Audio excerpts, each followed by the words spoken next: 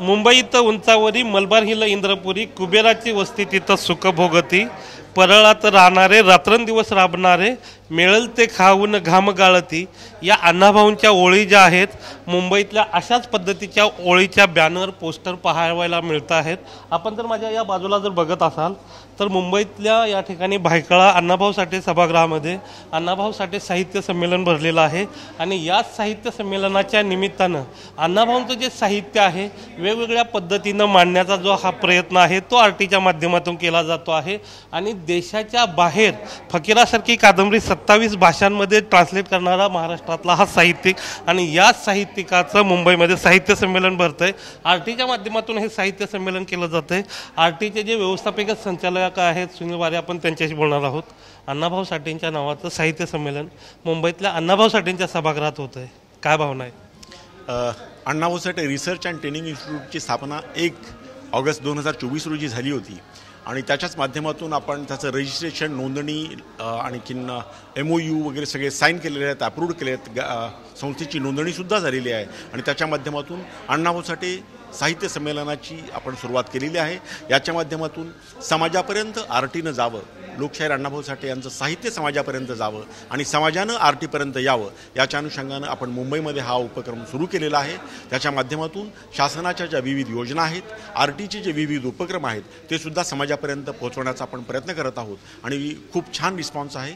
पाऊस बाहेर प्रचंड आहे तरी पण विरार वसई वाशीपासून खूप लांबून माणसं इथं आलेले आहेत। पुण्यावरून सुद्धा मोठा ग्रुप इथं आलेला आहे। अण्णाभाऊंचं साहित्यातलं योगदान फार मोठं आहे। अण्णाभाऊ म्हणतात की मानवाच्या बाबतीत बोलताना की मानवा तू गुलाम नाहीस, तू वास्तववादी जगाचा निर्माता आहे असं सांगणारं अण्णाभाऊंचं साहित्य आणि खास करून मुंबईतल्या वेगवेगळ्या गिरणी कामगारांचा लढा असेल, वेगवेगळे लढे, संयुक्त महाराष्ट्राचा लढा असेल, याच्यामध्ये अण्णाभाऊंचं फार मोठं योगदान आहे आणि अशा पार्श्वभूमीवर मुंबईत होणारं या साहित्याला एक वेगळं महत्त्व आहे। कशा पद्धतीचा रिस्पॉन्स आहे आणि आजच्या या सगळ्या कार्यक्रमाची रूपरेषा? खूप छान रिस्पॉन्स मिळालेला आहे। प्रचंड पाऊस असून सुद्धा अधिक मोठ्या संख्येने आपले बांधव उपस्थित आहेत। तसेच माननीय मंत्री आशिष शेलार साहेबसुद्धा या कार्यक्रमाला येणार आहेत।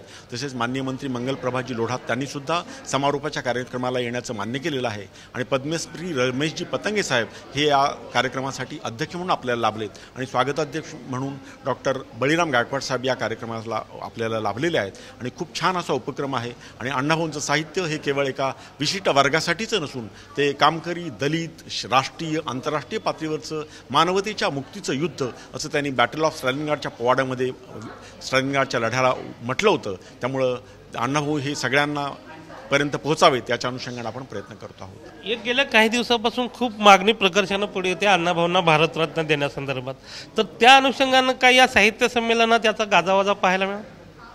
अण्णाभाऊ साठे यांना भारतरत्न मिळावं याच्या अनुषंगानं विविध संघटना, विविध नेते प्रयत्न करत आहेत। तसेच याच्या अनुषंगानं संसदेमध्ये सुद्धा आपण बऱ्याच मंत्री आणि खासदार यांनी हा विषय उठवलेला आहे। त्याच्या अनुषंगानं सुद्धा आपण शासनापर्यंत जनभावना जी आहे ते पोहोचवण्याचा आपण प्रयत्न करणार आहोत आणि निश्चितपणे आपण सगळेजण यशस्वी होऊ असंच मला वाटतं। शेवटचा प्रश्न या सगळ्या साहित्याच्या अनुषंगानं आणि सध्याच्या ज्या पद्धतीच्या चळवळी वेगवेगळ्या उभ्या राहत आहेत त्याच्यामध्ये आरक्षणाची एक मोठी चळवळ आहे आणि ते वेगवेगळ्या वर्गाचे आरक्षण असेल, मग मराठा आरक्षण असेल, अबकडचे वर्गवारीचं असेल, तर खास करून अण्णाभाऊ ज्या वर्गातून प्रतिनिधित्व करायचे किंवा जिथून येतात तर तिथं एक अबकड वर्गवारीची एक खूप मोठी चळवळ उभी राहिली आहे।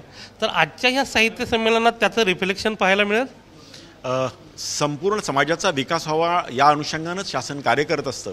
त्या विकासाच्या प्रक्रियेत जर का काही एखादा समाज पाठीमागे राहिला असेल तर त्याच्याशी विशेष काळजी घ्यावी म्हणूनच शासन विविध योजना आखत असतं। त्याचाच एक भाग म्हणून Annabhau Sathe research and training इन्स्टिट्यूटची पाठीमागे राहिलेल्या समाजानं पुन्हा मुख्य प्रवाहात यावं या अनुषंगानं स्थापना झालेली आहे आणि शासनानं सुद्धा तुम्ही आता जो काही विषय सांगितला अबकड वर्गीकरणाचा, त्याच्या अनुषंगानं शासनानं जस्टिस बदर यांच्या अध्यक्षतेखाली एक समिती स्थापन केली आहे आणि माननीय मुख्यमंत्री महोदयांनी सांगितल्याप्रमाणे तिचं कार्य सुरळीत किंवा संपत आलेलं आहे आणि निश्चितपणे शासन त्या निर्णयाचा सुद्धा त्या प्रकारे सुद्धा विचार करते असं मला वाटतं। आपण बघितलं तर एकूणच या सगळ्या ज्या मागण्या आहेत, खास करून अण्णाभाऊंना भारतरत्न देण्याचा असेल किंवा अबकड वर्गवारीच्या, तर या सर्व ज्या गोष्टी आहेत आजच्या साहित्य संमेलनात त्याचे पडसाद पाहायला मिळतील अशा पद्धतीचा आशावाद जो आहे या ठिकाणी वारीसाहेब व्यक्त करताना पाहायला मिळत आहे। मंगेश पेडामकरसह गोविंद तुपे, झी 24 तास, मुंबई।